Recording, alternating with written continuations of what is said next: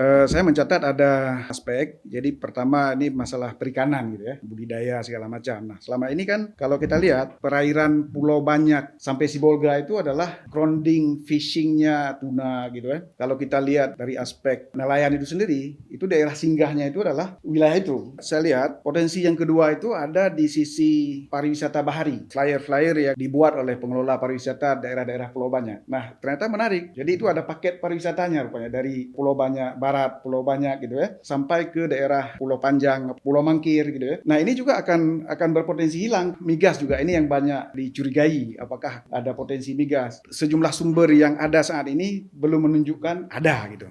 Tetapi jangan lupa bahwa ada blok Singkil di situ yang sekarang sedang dikelola oleh Konrad gitu ya, Konrad Singapura kalau nggak salah ya. Kemudian ada blok Sibolga. Ini kan berada di perairan yang sama. Nanti ketika terjadi pemindahan batas wilayah, ini kan mempengaruhi klaim batas provinsi yang kemudian mempengaruhi bagi hasil sebagaimana saya sampaikan di awal tadi.